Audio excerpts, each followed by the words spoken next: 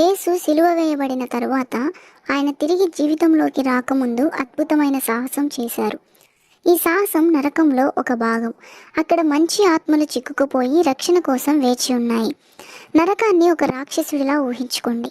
ఇది నీడలు మరియు భయానక శబ్దాలతో నిండిన చీకటి గుహ. భయంకరమైన జీవులు మరియు దయ్యాలు కేకలు వేస్తూ చుట్టూ తిరుగుతున్న పెద్ద భయానక ద్వారాల ద్వారా ప్రవేశ మార్గానికి నడిచారు. ఇది నిజంగా భయానకంగా అనిపించే ప్రదేశం. కానీ యేసు ప్రభువారు ధైర్యంతో నిండి ప్రకాశవంతంగా మెరుస్తూ ఈ చీకటి ప్రదేశంలోనికి అడుగుపెట్టాడు. ఆయన ప్రవేశించినప్పుడు ప్రకాశవంతమైన కాంతి ఆ చీకటిలోనికి ప్రవేశించింది. ఇక ఆ చీకటి అక్కడే ఉండటానికి ప్రయత్నించింది, కానీ అది అక్కడ ఉండలేక అదృశ్యమైంది. కేవలం అక్కడ యేసుక్రీస్తు యొక్క కాంతి మాత్రమే ప్రకాశిస్తుంది. నరకం యొక్క భారీ ద్వారాలు చాలా భయానకంగా మరియు బలంగా ఉన్నాయి, కానీ ఇవి ఏవి యేసుక్రీస్తును ఆపలేకపోయాయి. ఆయన బిగ్గరగా బలమైన స్వరంతో మాట్లాడారు. ఆ ద్వారాలు పగిలి ముక్కలుగా విరిగిపోయాయి. యేసయ్య తెచ్చిన మంచిని మరియు ఆ ప్రకాశాన్ని వారు తట్టుకోలేకపోయారు.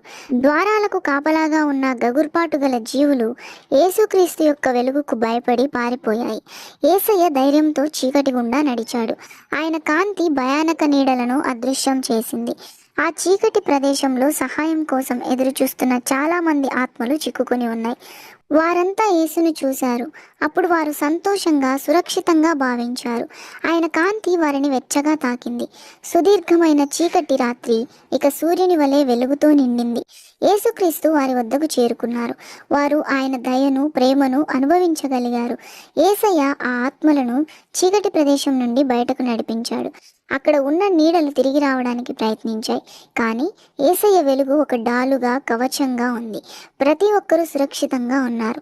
వారందరూ చీకటి గుండా నడిచారు, కానీ నీడలు వారిని అస్సలు తాకలేకపోయాయి, ఎందుకంటే యేసయ్య వారిని రక్షించాడు.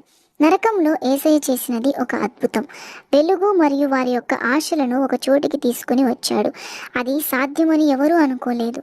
ఇది యేసయ్య ఎంత ధైర్యవంతుడు, శక్తివంతుడు అని తెలియజేస్తుంది. మరియు చీకటి ప్రవేశాలకు కూడా ఆయన యొక్క కాంతిని, ఆనందాన్ని తీసుకురాగలడని చూపిస్తుంది. ఈ అద్భుతమైన ప్రయాణం తర్వాత యేసయ్య తిరిగి జీవం పోసుకున్నాడు. ఇదే ఈస్టర్. యేసయ్య చీకటిని ఎలా ఓడించి అందరికీ పరలోకం వెళ్ళే అవకాశాన్ని కల్పించాడో గుర్తుంచుకుందాం.